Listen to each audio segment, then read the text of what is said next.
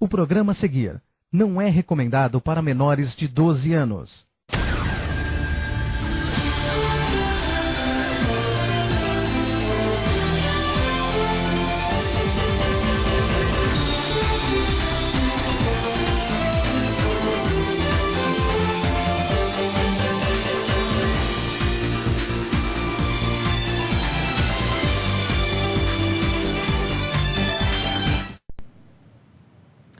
Comarca 10, a revolução na comunicação jurídica, ao vivo, para você, direto dos estúdios da Just TV, que você sabe é a maior empresa, a maior emissora web TV do Brasil, ao vivo para 180 países. Mande a sua mensagem, convide seus amigos, seus contatos para assistir o programa Comarca 10. Use o Skype, o MSN, o e-mail.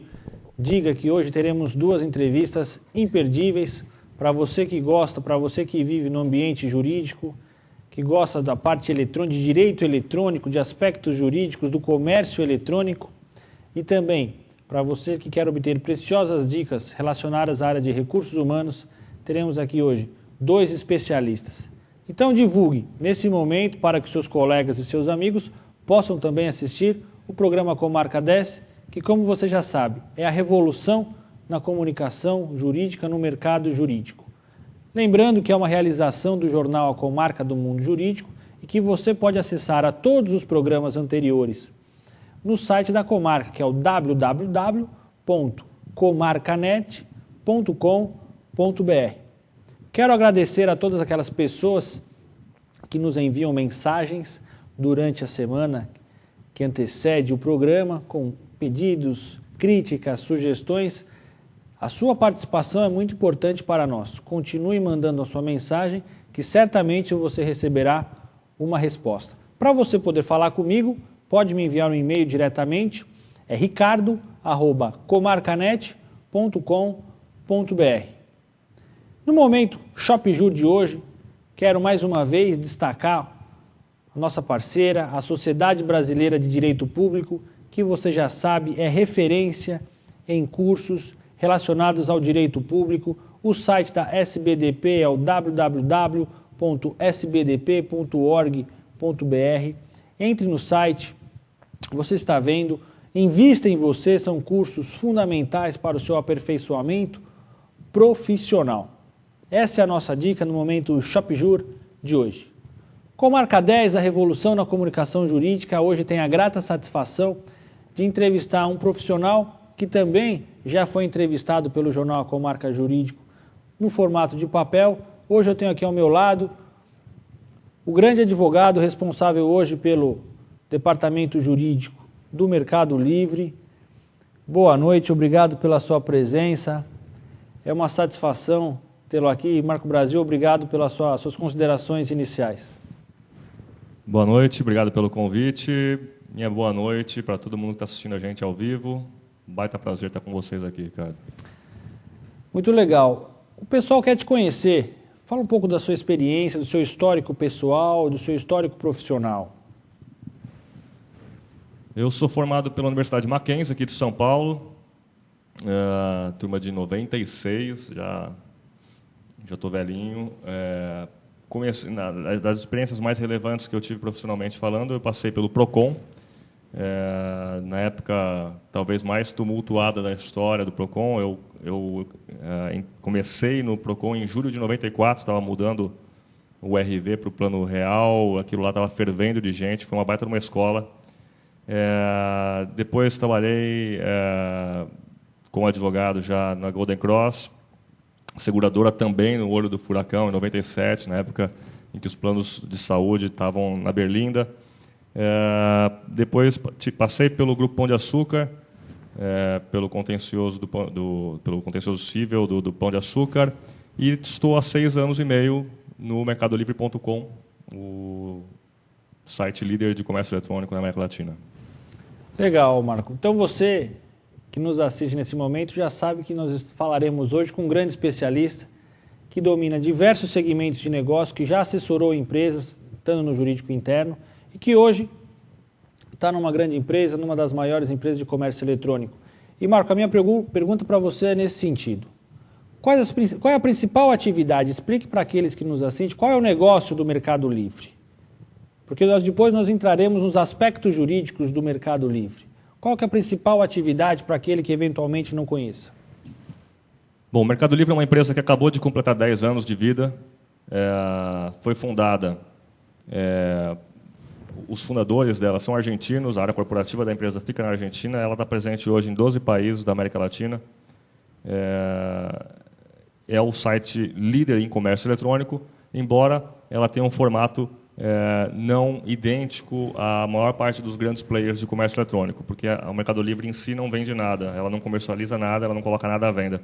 Ela hospeda os anúncios de terceiros que desejam vender os seus bens, produtos ou serviços. Esse é o formato principal, é o negócio principal da empresa. Nesse ponto, ele se assemelha aos classificados de jornais, porque ele está hospedando conteúdo de terceiro, está colocando as partes em contato. Mas existe uma série de peculiaridades, porque a mídia que o Mercado Livre explora, que é a mídia internet, ela permite uma série de funcionalidades que um jornal não teria. Então, talvez o ponto mais relevante, né, a peculiaridade mais interessante do formato no Mercado Livre é que, se eu compro de você o seu notebook, eu sou convidado a manifestar para toda a comunidade de usuários do site o que eu achei de você como vendedor. Né? Se você cumpriu os prazos, enfim, eu posso dar um voto positivo, neutro ou negativo. Assim, na próxima vez que você for anunciar alguma coisa, você vai ter o seu histórico, a sua reputação lá no site aberta para todos que quiserem ver. Isso acaba sendo um diferencial, porque se eu quero comprar um produto que 50 pessoas estão vendendo, eu possivelmente vou escolher daquela pessoa que tem uma reputação melhor. Então, isso um jornal não pode fazer, a internet pode, e acaba formando um efeito de rede que faz com que as pessoas gostem cada vez mais desse formato e usem cada vez mais. A empresa também tem outros formatos de negócio, tem uma porção do seu site que é de classificados puros, que a gente chama, que nessa porção que são as categorias de imóveis, de automóveis e de serviços, em que você não precisa ser um usuário do site para ter acesso aos dados de contato do anunciante. E um terceiro veio, né, da empresa, que é o Mercado Pago, é um serviço de gestão dos pagamentos. Eu quero comprar um produto de uma pessoa que está lá no Amazonas, eu estou no Rio Grande do Sul, eu não tenho muitas condições nenhuma condição de ir retirar o produto na casa da pessoa, então eu não quero adiantar o pagamento. Então você paga através dos meios de pagamento normais, cartão de crédito, boleto bancário. Você contrata que o Mercado Livre faça a gestão do pagamento. Você envia o dinheiro para o Mercado Livre vai repassar o dinheiro para o vendedor só a partir do momento em que você disser: recebi o produto, está ok, senão você pode pedir o dinheiro de volta, né, o preço do produto. Então, esse é um outro mecanismo de negócio da empresa. E, para terminar, tem um quarto modelo de negócio, que é, aproveitando o fato de que o Mercado Livre é o site número 1 em visitação no comércio eletrônico e é o 8º site mais visitado do Brasil. Tem uma movimentação gigantesca, milhões de pessoas todos os meses consultam o site. Então, o Mercado Livre vende o espaço publicitário nas suas páginas para que terceiros que queiram utilizar, aproveitar e surfar nessa população gigantesca que visita o site. Muito interessante. Então, você que nos assiste está aprendendo, verificando as diversas atividades do Mercado Livre e as diferenças deste modelo de negócio em relação a outros sites de comércio eletrônico. E conversando nos bastidores com o Marco, já anteriormente, a gente usa uma expressão no sentido: o que os juízes deveriam saber, Marco, sobre essa atividade? Tanto os juízes a nova geração de juízes, como os mais experientes, sobre esse modelo diferente de negócio, sobre esse modelo diferente de comércio. Por quê? Não conhecendo o modelo de negócio, muitas vezes o Mercado Livre pode ser indevidamente responsabilizado por uma negociação, por uma relação que ele apenas ali intermediou, ele apenas divulgou o produto. Eu acho interessante você transmitir isso para a nossa audiência, composta de juízes, promotores, desembargadores, sobre essa diferença, sobre a peculiaridade do negócio no Mercado Livre. Talvez a questão mais palpitante para o Mercado Livre seja essa questão da responsabilidade civil mesmo, pelos atos dos seus usuários. E, na verdade, aí não é o Mercado Livre isoladamente que tem essa preocupação, mas todas as empresas de internet, de uma forma geral. A reflexão que a gente coloca para que as pessoas façam, né, é que a internet é uma mídia completamente diferente de todas as outras. A internet se pauta pela liberdade e pela rapidez. Por conta disso, é inviável, é humanamente impossível e não é aconselhável que os provedores de serviços de internet que transportam conteúdo de terceiros façam uma checagem prévia desse conteúdo para só então disponibilizá-lo no ar, né, na internet. Imagina você, Ricardo, que a gente não estaria aqui falando se a Just TV quisesse antes olhar, a gente não estaria falando ao vivo se a Just TV quisesse olhar o nosso conteúdo, aí ver se a gente não está falando alguma besteira, para só então colocar no ar, com medo de ser responsabilizado por um terceiro que eventualmente a gente ofenda aqui.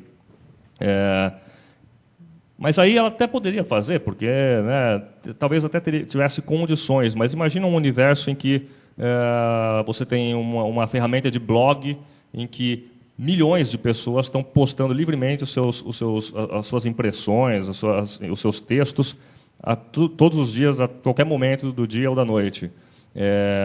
E você acabou de ver um acidente na televisão e quer comentar esse acidente no seu blog. Se os provedores de internet tivessem a obrigação de checar esse conteúdo previamente para dizer se ele é lícito ou não é lícito, na melhor das hipóteses, contratando aí metade da China para fazer esse trabalho, o post do blogueiro ia aparecer no ar 2 dias depois. E a outra reflexão que se faz, e que os americanos já fizeram, a gente quer confiar o nosso conteúdo ao arbítrio de um provedor de internet? Você quer que o Yahoo, o Terra, o Google seja um censor do teu conteúdo? Isso não desfiguraria a internet? Como eu já disse aqui, nos Estados Unidos, na Europa, isso já foi assentado. A Suprema Corte Americana, inclusive, reconheceu que a internet é o melhor meio de comunicação já criado pelo ser humano. Estamos nós aqui nessa plataforma para não deixar mentir. E qualquer forma de tolher esse modelo de liberdade, de rapidez, acabaria fazendo o quê? Acabaria cerceando a liberdade de expressão das pessoas. O que se cria lá, tanto na Europa como nos Estados Unidos, em textos de lei, já, no caso da Europa, em diretivas legislativas, já há mais de 10 anos, o sistema que eles têm para ofensas à honra, produtos ilícitos e atitudes ilícitas de usuários de serviços de internet de uma forma geral, que o provedor de internet ele responde a partir do momento em que ele é notificado da existência de um conteúdo ilícito e ele não faz nada. Então, ele é obrigado, é um sistema chamado Notice and Takedown, a partir do momento em que ele recebe uma notificação, ele deve derrubar aquela informação, aquele conteúdo, sem fazer um juízo de valor se aquilo é ilícito ou não. Alguns países vão até mais longe. O Canadá, agora, ele estabeleceu uma política de notice and notice. Você é notificado, você tem que notificar o seu usuário, não tirar o conteúdo, notificar o seu usuário de que alguém está contestando a licitude do que ele está postando. Então, aí as partes é que tem que se decidir e, eventualmente, o Poder Judiciário, não responsabilizando o provedor de internet.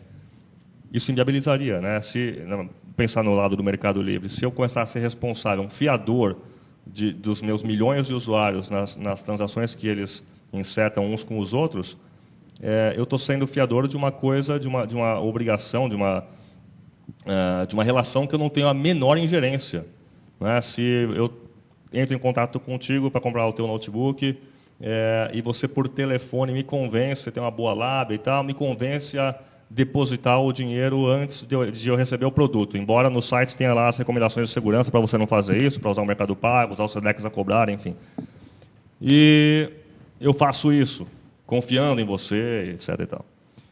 O Mercado Livre não tem a menor capacidade de gerenciar essa relação, de intervir nessa relação e de colocar o dedo nela e falar, opa, peraí, você aí não faça isso.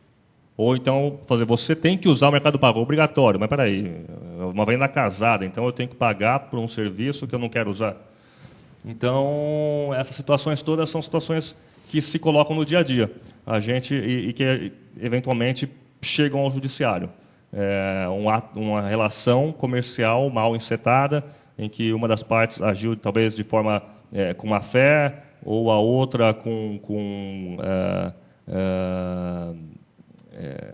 confiança demais, né? Abriu a guarda demais, ou as duas coisas, e questiona-se se o Mercado Livre deveria responder solidariamente pelos atos dos seus usuários. Então, aqui a gente tem, na verdade, um paradoxo, né? Um dilema, porque a responsabilidade civil no Brasil tem caminhado para um sistema de responsabilização objetiva, ainda é a exceção à regra, mas caminha-se cada vez mais para isso, e aumentando a cadeia de solidariedade ao máximo. Mas, enfim, embora esse sistema todo legal tenha dinamitado a necessidade de a parte ofendida provar a culpa, ela não dinamitou a necessidade de haver um nexo de causalidade entre o ato da pessoa de quem você quer a reparação e o dano. E nessas questões todas de internet, a gente pode lembrar aqui de casos famosos, como o caso Cicarelli e o YouTube. E outros. O caso de uma psicóloga, se não me engano, paranaense, que processou o Terra porque colocaram o nome dela naquele site Almas Gêmeas e tal. Todos esses casos, o que está em jogo aqui é qual é o nexo de causalidade entre o ato do provedor de internet e o dano. E se você responsabilizar o provedor de internet, o que vai acontecer com a internet no Brasil? A gente tem que saber que internet que a gente quer. A gente quer a internet nos moldes da civilização livre ocidental, ou a gente quer a internet do Iraque, a internet do Irã, ou a internet da China, né, que está cheia de barreiras e cerceada de toda forma. Muito interessante. Esse assunto inovador, até um tanto quanto polêmico, sobre a liberdade na internet. Um colega aqui, aos amigos colegas do mestrado da FMU sobre Sociedade da Informação, já tivemos alguns aqui. É um tema apaixonante sobre a liberdade, a inviolabilidade desses direitos fundamentais, desses aspectos jurídicos. O programa hoje já é um recordista com a sua participação sobre esses temas. Estamos aqui recebendo centenas de perguntas. Agradeço ao professor de Direito do Consumidor, professor Talavera, já enviando seus questionamentos. Temos aqui alguns pedidos de dicas para que aquele usuário do Mercado Livre saiba identificar os produtos que não devem ser adquiridos. Temos aqui um pedido, uma pergunta, para saber se o Mercado Livre como negócio foi influenciado por essa crise que começou, diminuiu, já acabou, está acabando. Então, aqui diversas perguntas. Eu quero saber de você, Marco, nesse sentido, o Mercado Livre como negócio, e depois entraremos no outro assunto mais sobre a gestão do departamento jurídico. Uma última pergunta sobre o Mercado Livre. Sofreu com a crise? Ou esse mercado ali, esse crescimento da utilização da internet, ficou à margem de todas essas consequências? Sofrer, todos sofremos, de uma forma ou de outra, né? Mas o que a gente percebe é que no comércio eletrônico, de uma forma geral, e no Mercado Livre de forma especial, esse impacto foi muito pequeno. A gente pode dizer que aqui foi só uma marolinha mesmo, não é?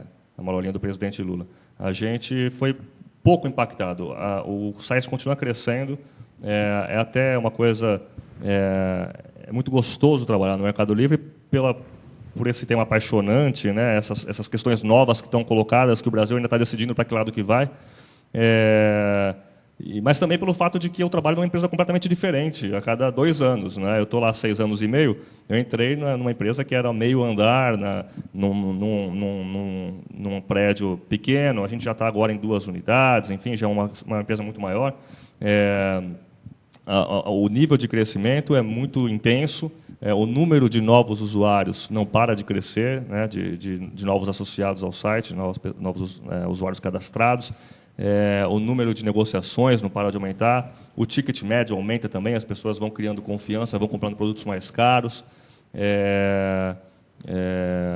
Então, quer dizer, o brasileiro está aprendendo a gostar desse sistema, dessa plataforma, e com toda a razão, né? Porque, me perdoem aí as colegas, as mulheres que gostam, né, muito de pegar aquela fila no shopping, né, de achar vaga para estacionar o carro, e adoram passear, né, na véspera do Dia das Mães no shopping. Para a gente, para nós homens, é cheio de vantagens você poder comprar lá da sua casa tranquilamente, compara todos os preços, compara as funcionalidades, vê quem que oferece as melhores vantagens, consegue fazer perguntas para o vendedor, consegue resolver dúvidas técnicas do produto, tudo isso sem sair da sua casa e contando com um sistema que é super eficaz. Então, os benefícios são gigantescos e eles requerem, sim, a tomada de algumas cautelas. A gente informa muito bem essas cautelas no site e é engraçado que as pessoas ficam com a impressão de que, não, comprar pela internet, tem os hackers, aquelas pessoas que podem invadir a sua mente e roubar a sua alma, né? O que a gente vê acontecendo no dia a dia o número de negociações mal-sucedidas é minúsculo, é muito pequeno. E, quando elas acontecem, na verdade, é o velho, eu ia falar velho e bom, mas não é nada de bom, o velho estelionato, a velha engenharia social da pessoa que ganha a confiança da outra, a outra mal informada acaba fazendo algo que não deveria. Então, quer dizer, essas recomendações de segurança que o site faz são simples, são coisas triviais e que, se as pessoas tivessem cuidado de ler e seguir, enfim, nem esses pequenos casos, esses poucos casos de negociações mal-sucedidas a gente veria acontecendo. Fato é que no site o Mercado Livre oferece todas essas informações para os usuários, para os visitantes, essas informações, e que esses estelionatos que acontecem lá, também existe, né, um fator muitas vezes esquecido, que é a culpa da própria vítima, que fornece a sua senha, os seus dados. Então essa é uma sugestão prática para você. Cuidado no fornecimento, cuidado nas mensagens instantâneas, o que você está passando para uma pessoa que você simplesmente não conhece. O Mercado Livre aqui, através do seu gerente jurídico, está dizendo que o site fornece ali todas as informações para que você possa fazer compras pela internet com toda a segurança. É um negócio que cresce, que passou à margem ali da crise, que nós estimulamos, o comércio eletrônico. E nós aqui, diante de você, ao vivo para 180 países, é uma prova que acreditamos na internet como veículo de comunicação e como ferramenta de negócio. Evidentemente que uma empresa desse porte, desse tamanho, também tem os seus desafios jurídicos, tem um departamento jurídico, tema também do nosso programa, a gestão de um departamento jurídico, com pessoas, com orçamento, com planejamento. E agora, Marco, a minha pergunta para você é exatamente nesse sentido. Quais são, atualmente, os principais desafios do departamento jurídico do Mercado Livre, que, como de qualquer outra empresa, tem processos, tem os clientes internos, né, atender as demandas das outras áreas, contratos? Quais são os principais desafios do departamento jurídico do Mercado Livre? Bom, uma empresa que cresce muito é uma empresa que está sempre precisando se estruturar melhor. Então, o jurídico tem um papel fundamental nisso. Então, o que a gente tem como um desafio constante é estabelecer os melhores fluxos, as melhores práticas, as melhores praxes. O Mercado Livre, recentemente, a holding do Mercado Livre abriu capital na Nasdaq, que foi uma história de sucesso impressionante. A primeira empresa de tecnologia da América Latina a cotar na Nasdaq e que teve um sucesso muito grande. E com isso veio uma série de responsabilidades para a empresa também. Tem que ter controles muito mais estritos, tem que ter fluxos no papel, tem que estar tudo muito bem sedimentado e muito transparente. né, por conta desse estado de coisas que é novo para a empresa. Então, o jurídico ele é peça fundamental no estabelecimento dessas políticas, dessas praxes. Agora a gente tem que ter um fluxo de contratos, tem que ter, se você quer um contrato, você que é da área do marketing, você tem que mandar um e-mail para formalizar isso, não é aquela coisa de cheguei na tua mesa e joguei. Então, quer dizer, essas coisas todas vão mudando a forma de trabalhar do próprio jurídico. O jurídico do Mercado Livre, eu não sei dizer se isso é uma tendência ou não, você talvez tenha até melhor condição para falar isso do que eu, mas eu sinto que ele é um pouco sui generis em relação a outras empresas. Primeiro, a nossa área de contencioso, ela tem um tratamento diferente das ações judiciais que do que outras empresas que talvez tenham até um contencioso muito maior em direito do consumidor do que a gente tem. A gente tem um controle muito mais estrito, muito mais de perto. A gente está o tempo todo no contato com os nossos escritórios terceirizados, escritórios contratados, pedindo que as informações estejam sempre muito apuradas, que participando das decisões estratégicas, recorro ou não recorro, vou recorrer por aqui, não por aqui, a gente gosta de tapar, a gente gosta de opinar, a gente gosta de ver as peças. E muitas vezes muito disso porque a gente tem uma tese a colocar, né? A gente tem um ponto de vista a colocar. Isso é estratégico para a empresa, que esse ponto de vista seja ouvido pelos juízes, seja ouvido pela opinião pública. Então, isso acaba impactando na própria forma de trabalhar do jurídico interno. Então, o nosso jurídico ele é forte na área preventiva, é forte na área contenciosa, e o que eu percebo até que é uma coisa engraçada, eu que me formei ali no final dos anos 90 e estava ali no auge da tendência da terceirização, ninguém precisa de jurídico, no máximo você tem aí um advogado para pedir uns relatórios e para participar das negociações contratuais mais complexas, ou talvez das menos complexas, depende da política da empresa. Agora, me parece que algumas empresas estão caminhando, fazendo o caminho inverso, internalizando algumas coisas. A gente percebe que você se desgasta muito de ter que explicar o teu modelo de negócio e o que você precisa para cada vez que você demanda um escritório diferente. Então, primeiro, você deve fidelizar os seus escritórios, né, ter uma relação duradoura com os seus escritórios, porque eles te conhecem bem, para quando você precisar, quando você precisar de algum serviço externo, você não precisar repetir a cartilha toda. Por outro lado, boa parte das coisas você agiliza, torna mais baratas e talvez mais eficazes, porque estão mais coordenadas com o espírito da empresa, se você fizer internamente. Então, a gente tem notado essa tendência, pelo menos no Mercado Livre. Talvez a gente esteja caminhando para um outro momento aí da relação entre empresas e escritórios de advocacia. Muito bom, muito interessante. Então você conheceu a história do Mercado Livre, o negócio do Mercado Livre, como o departamento jurídico do Mercado Livre está organizado. A mensagem do Marco é muito clara. O escritório que pretende trabalhar para o Mercado Livre tem que conhecer o negócio. E esse negócio é um negócio específico. Não basta apenas conhecer a lei. Inclusive ela tem aí mudado, porque o negócio tem mudado. Precisa conhecer esse negócio no Mercado Livre a fundo. Marco, muito obrigado pela sua participação.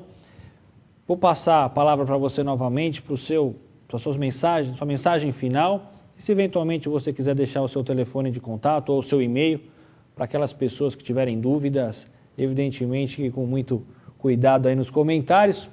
Suas considerações finais.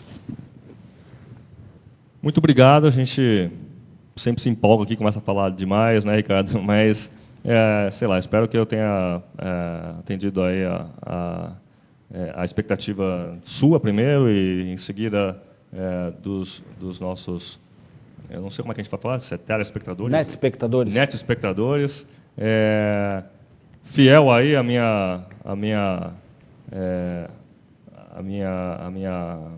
enfim, ao fato de pertencer a esse meio de internet, eu não vou deixar telefone, coisa nenhuma, eu vou deixar o e-mail. Se você quiser mandar uma pergunta, teria o maior prazer em responder. Meu e-mail é marco.brasil, @mercadolivre.com. Não tem o BR. E, mais uma vez, muito obrigado pelo convite. Foi um prazer estar aqui com vocês. E eu acho que essa iniciativa é bárbara e desejo longa e próspera vida a ela. Longa e próspera. Obrigado, Marco. Você que está nos assistindo, fique aí. Voltaremos em breve, um rápido intervalo, uma entrevista imperdível para você sobre carreira, temas modernos relacionados à área de recursos humanos. Marco Brasil, obrigado pela sua presença. Com certeza teremos você de volta em breve no nosso programa. Voltamos em 3 minutos.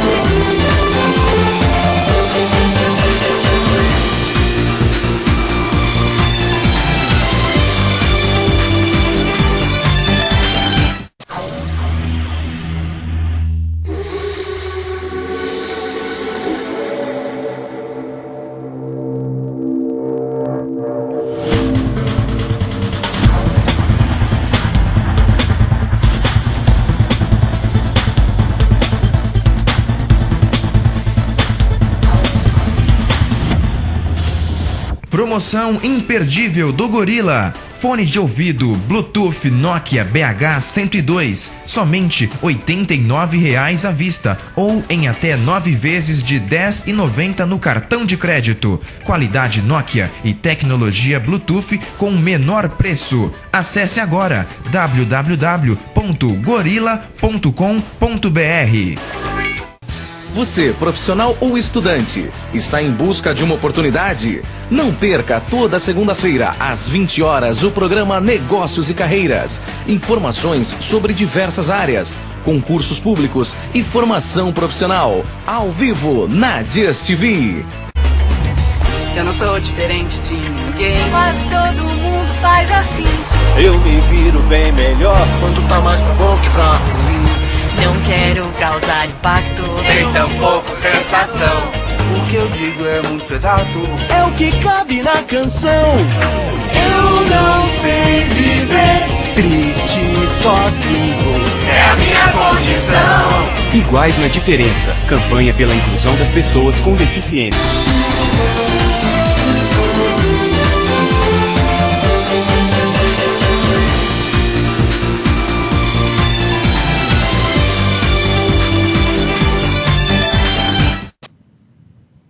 Comarca 10, a revolução na comunicação jurídica, um programa realizado, idealizado pelo jornal A Comarca do Mundo Jurídico, que você sempre pode acessar pelo site www.comarcanet.com.br.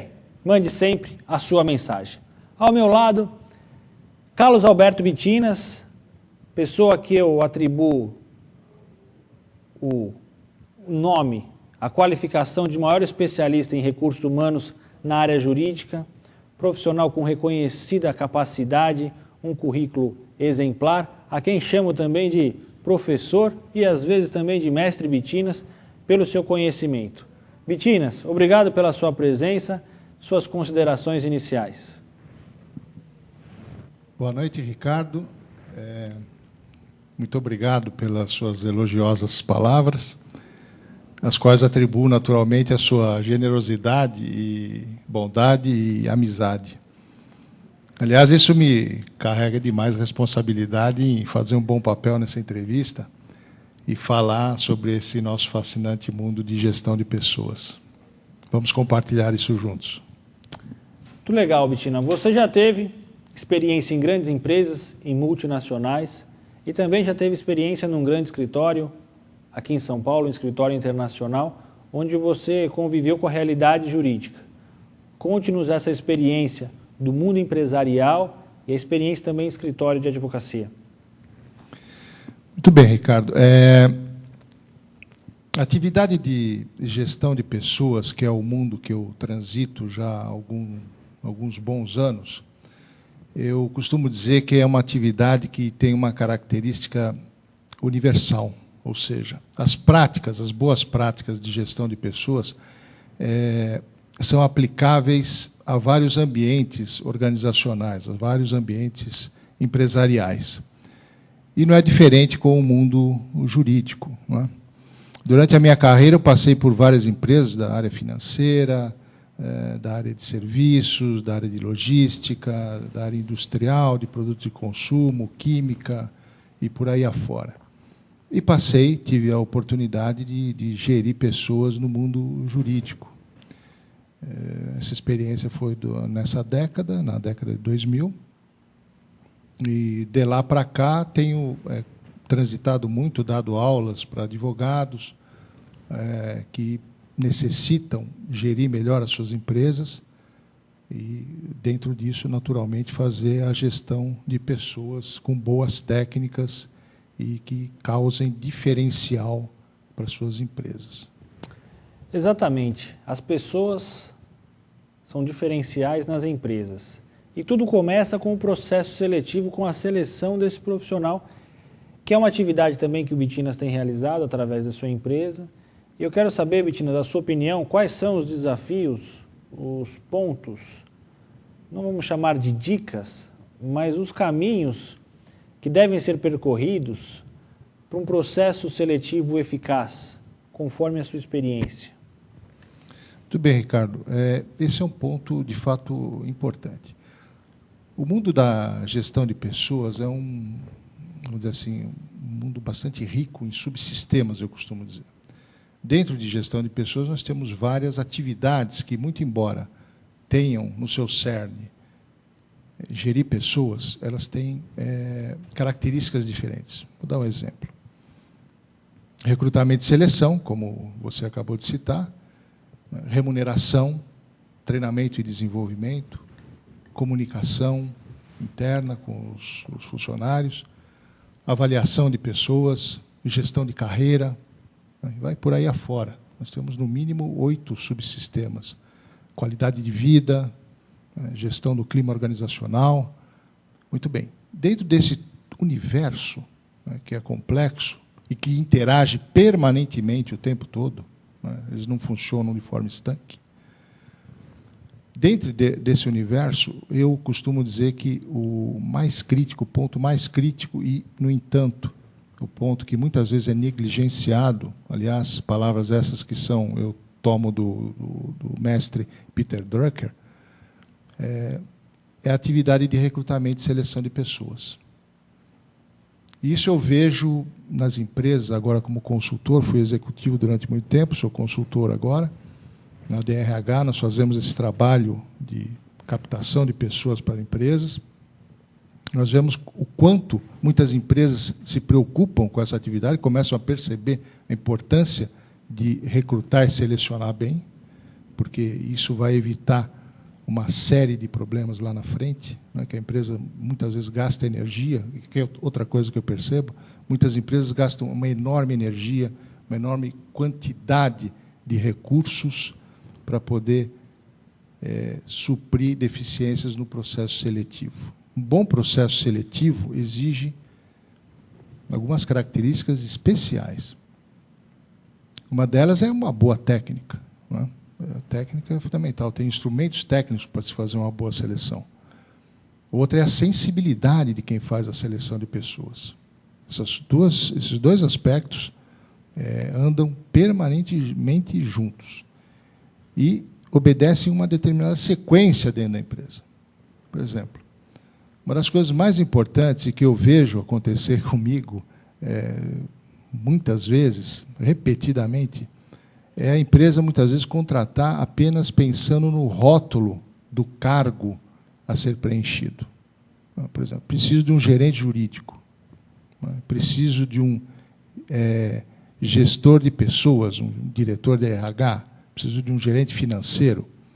O cargo em si, o título, não nos diz muito. O bom selecionador, ele precisa investigar isso. O bom provedor da vaga precisa aprofundar isso. Ou seja, quais são as exigências que vão ser feitas para o profissional que ali vai sentar naquela cadeira? O que se exige, o que se pede dele como antecedente em termos de experiência, de formação acadêmica, enfim, de outras coisas, até familiares, às vezes questões pessoais. Quais são os desafios que esse profissional vai precisar cumprir ao entrar na posição nova e com que tempo Com que recursos ele vai contar? Né? Quais são as suas capacitações essenciais e as desejáveis, aquelas que podem ter ou não? Tá certo? Isso são coisas importantes. Se isso não for bem feito, a procura será dispersa e provavelmente com elevado grau ou elevado risco de insucesso. Mas não para por aí, Ricardo e espectadores. Isso é só o ponto inicial. Há que se fazer também aqui uma observação importante. Aliás, no CEAI nós fizemos recentemente uma pesquisa sobre esse tema e constatamos o quanto as empresas, nesse particular do ramo jurídico, e também nos outros ramos isso acontece bastante, seguiam para admitir pessoas apenas pela indicação, né? Não usufruindo de uma capacidade de escolha, que é importante existir no processo seletivo, nas empresas, em qualquer processo seletivo. Né? Precisa ter escolha, elementos para escolher. A escolha ajuda a ter convicções. Né? Então, fazer isso significa o quê? Que não se deve admitir ou preencher uma posição tendo apenas um candidato ou 2 candidatos. É muito pouco, num universo tão rico como o mercado de trabalho que existe no Brasil e também fora do Brasil. Importante recrutar pessoas, depois fazer uma seleção criteriosa de acordo com aqueles padrões pré-estabelecidos no começo do processo, que a gente chama de especificação de posição, lá na DRH a gente faz isso com muito critério, e a partir daí começar a funilar o processo seletivo para ter candidatos que vão possibilitar ao chefe, ao dono da empresa, ao sócio, ao gestor, à cúpula, etc., etc., fazer uma boa escolha. Né? Muito bem. Até aí vocês já imaginaram o trabalho que dá. Né? Não é simples, precisa muita acuidade para fazer esse trabalho. Mas não para aí. Por quê? Porque na hora de entrevistar um candidato, há que se ter técnica para entrevistar. É muito comum, num processo seletivo, nós observarmos a perda de bons candidatos por conta de maus entrevistadores. Tanto é que de alguns meses, de alguns anos já para cá, nós lá na DRH, durante o processo seletivo, oferecemos um workshop com as melhores técnicas de entrevista para que os selecionadores da empresa façam a seleção com bom grau, com uma boa dose de segurança na escolha do candidato finalista. Isso é fundamental. Existem, obviamente, entrevistadores que possuem dom, aprenderam ao longo da carreira a fazer boas entrevistas. Outros nem tanto. Mas aqueles que já possuem, se tiverem técnica, o farão melhor. Né? O que garante um bom processo seletivo. Tá certo? Nós não podemos esquecer também, quando estamos falando de processo seletivo, nós estamos falando não só do preenchimento da posição na empresa, que é importante para a empresa, por tudo que a gente já falou aqui, outras coisas que nós vamos tocar, possivelmente, aqui na nossa conversa, mas também é uma coisa muito importante para o profissional. O processo seletivo está decidindo, está impelindo a pessoa a tomar uma decisão importante na sua vida. Tá certo? E isso precisa ser visto com muito cuidado, com muito zelo, porque, no fim, pode até afetar positivamente ou negativamente a imagem da empresa.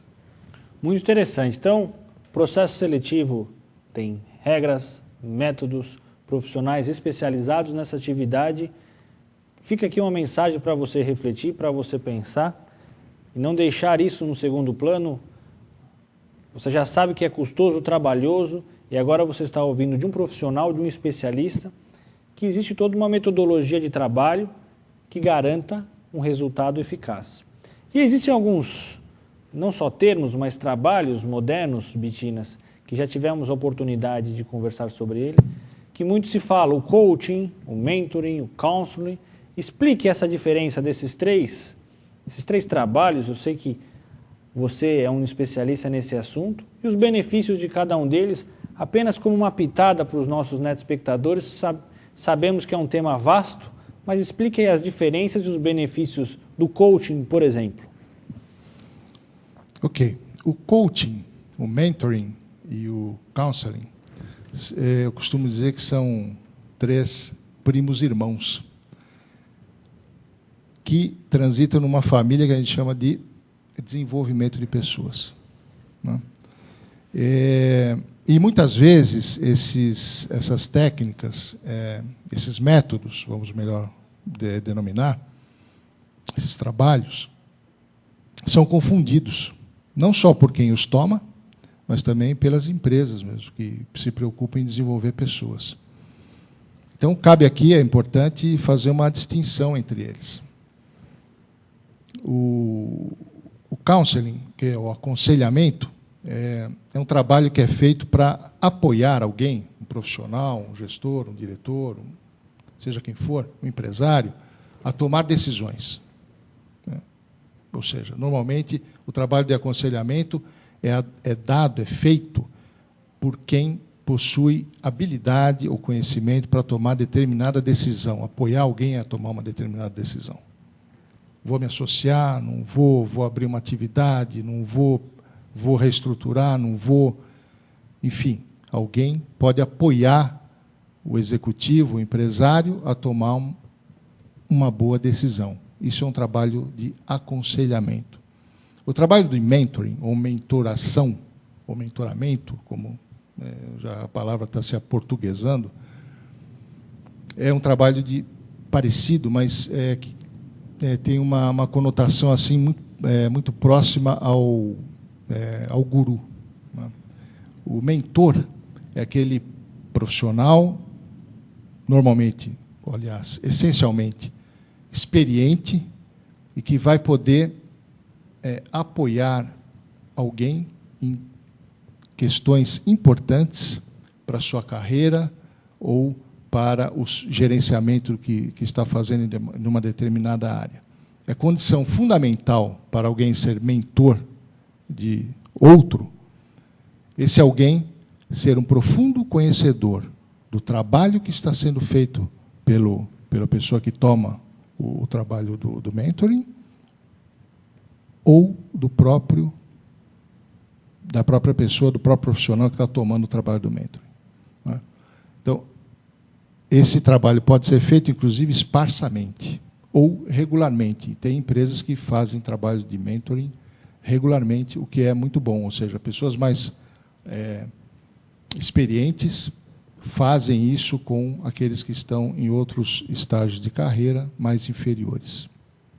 Ou em projetos novos que o mentor já tenha passado e assim por diante. Agora, o coaching, diferentemente, é um trabalho de apoio a profissionais ou a pessoas ou também a equipes de profissionais para que essas tenham clareza de objetivos, né, dentro de uma empresa ou nas suas próprias vidas ou nas suas próprias carreiras, aprendam a desenvolver ou a ter clareza das competências que elas precisam ter, as pessoas e equipes, para atingir esses objetivos, enxerguem quais são os obstáculos que vão enfrentar numa caminhada nesse sentido e façam um plano para que isso se cumpra. Todo esse trabalho que é feito no coaching é feito de uma maneira muito objetiva.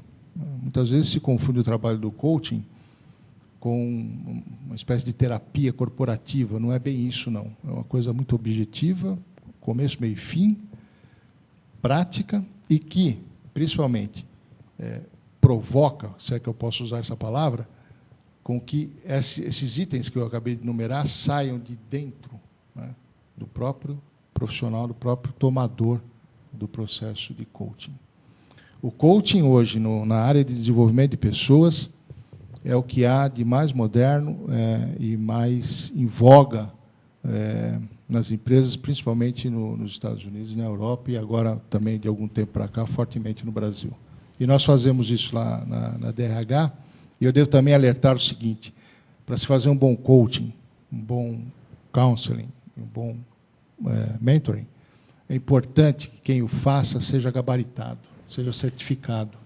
É o nosso caso.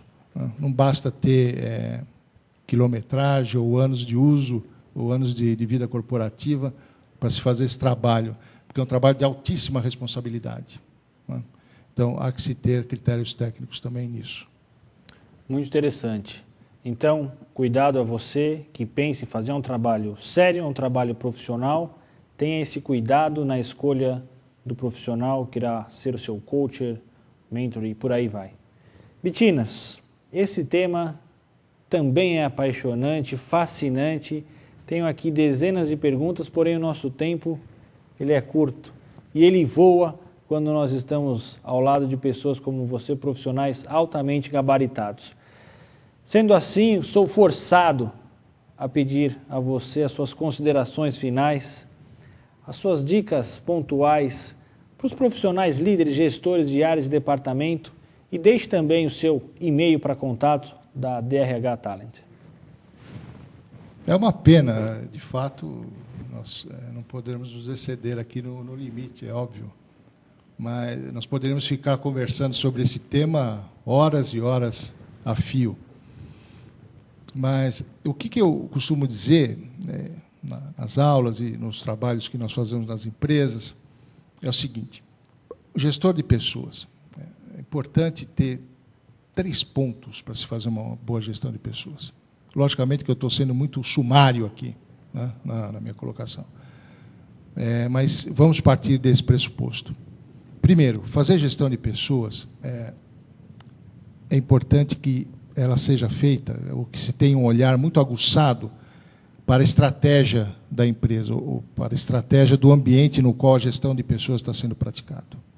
Eu falo isso porque é muito comum se fazer gestão de pessoas com instrumentos avançados, caros e tal, mas que nem sempre estão compatíveis com a estratégia da empresa.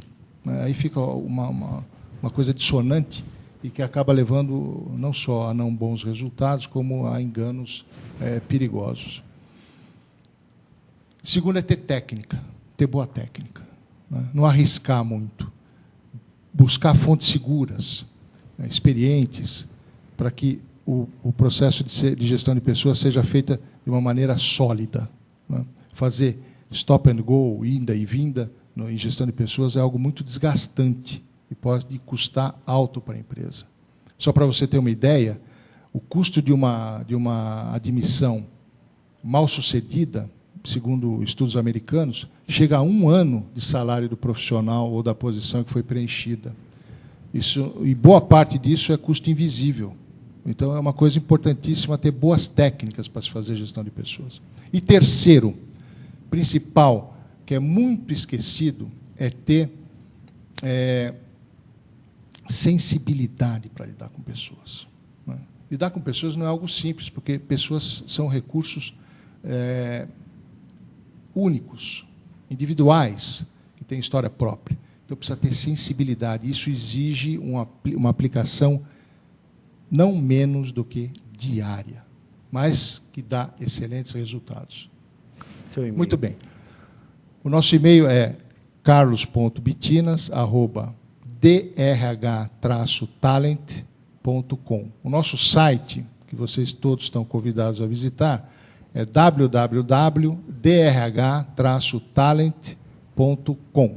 O tempo não permite responder as perguntas, como o Ricardo mesmo já citou, mas, através do site, eu estou à disposição de todos vocês e foi um prazer conversarmos hoje. Obrigado, Carlos Alberto Bitinas. Obrigado, Marco Brasil. Um programa fantástico, inesquecível. Obrigado a todas as perguntas. Brasil inteiro, Espírito Santo, Rio de Janeiro, Brasília. Vocês fazem parte do programa Comarca 10. Até a próxima semana. Obrigado. Tchau.